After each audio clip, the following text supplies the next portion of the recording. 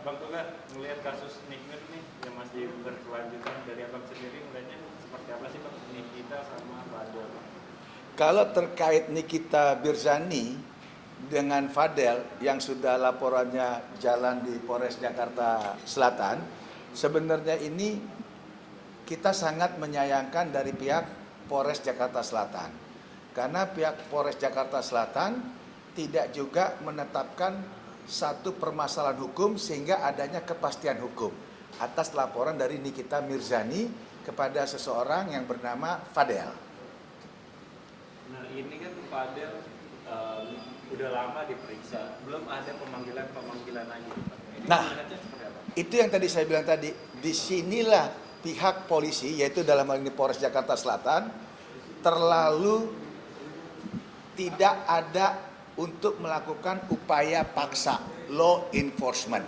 Karena kita tahu yang namanya Undang-Undang Perlindungan Anak itu perlakuannya adalah lex specialis, lex generalis. Artinya perlakuan yang harus dilaksanakan oleh pihak Polres Jakarta Selatan itu mengenyampingkan aturan hukum yang di bawahnya. Jadi karena ini spesial, ya mereka harus cepat, jangan terlalu berlama-lama. Artinya Bang Toga sendiri melihat Fadel bisa langsung di penjarain seperti itu? Ya, jadi kalau kita lihat peraturan di Undang-Undang Perlindungan Anak, karena korbannya anak di bawah usia, dengan ancaman minimalnya juga di atas 5 tahun, itu wajib segera ditahan. Nah Bang melihat Niki dan ayahnya Fadel sama-sama saling melaporkan. Nah, itu tadi saya bilang, karena tadi pihak Polres kurang adanya ketegasan dalam hal melakukan upaya penindakan law enforcement terkait aturan Undang-Undang Perlindungan Anak, sehingga ini jadi ngelebar. Ngelebarnya artinya pihak si keluarga Fadel juga merasa ada celah untuk melaporkan Nikita Mirzani. Gitu. Bang, tapi dari keterangan Niki nih, hari Jumat nanti akan ada yang baru yang mungkin heboh banget.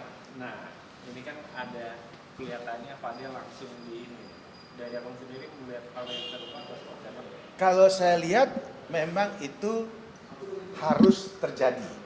Karena tadi Undang-Undang Perlindungan Anak itu memungkinkan polisi melakukan suatu pekerjaan secara cepat. Itu. Dan kalaupun nanti ada hari Jumat, ada satu yang istimewa, ya kita tinggal tunggu. Namun sampai sekarang kan Humas Polres Jakarta Selatan belum mengeluarkan statement terkait apa ada pemanggilan untuk terlapor pada hari Jumat nanti. Itu belum ada. Tapi dari abang sendiri melihatnya ini pure emang salah dari pihak lakinya atau seperti apa sih? Gimana? Emang dari abang melihat pure emang kesalahan dari pihak cowok atau seperti apa? 1000% dari pihak laki.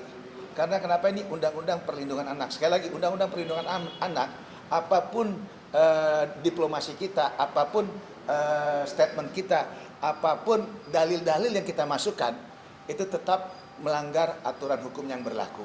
Karena kenapa? Anak-anak di bawah usia 18 tahun itu adalah otoritasnya orang tua. Orang tua Fadel, orang tua Loli itu kan Lora, itu Nikita Mirzani sebagai pelapor.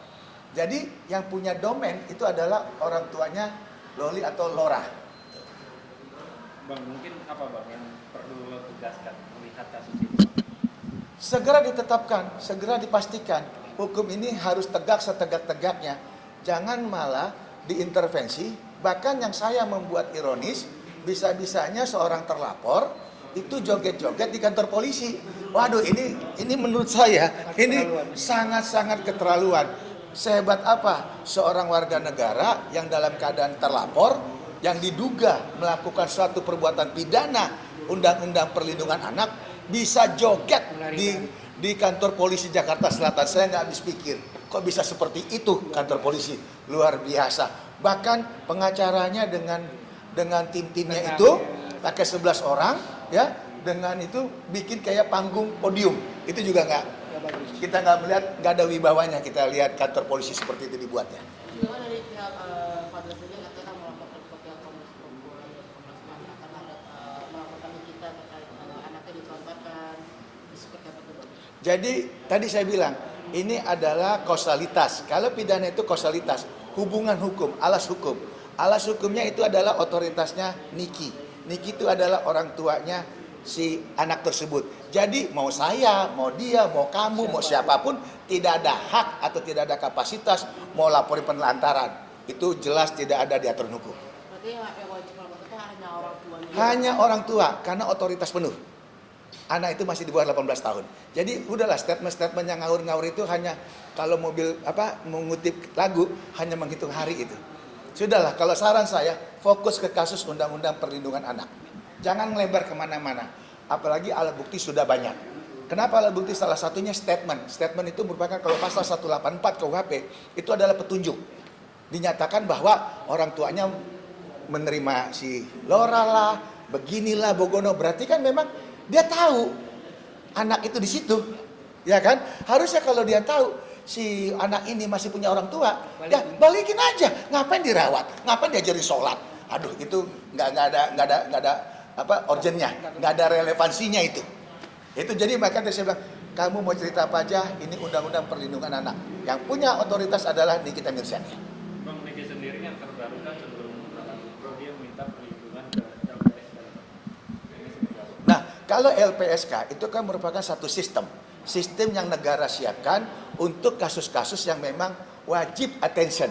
Salah satunya tadi negara karena si anaknya Nikita di bawah umur, ada yang namanya safe house.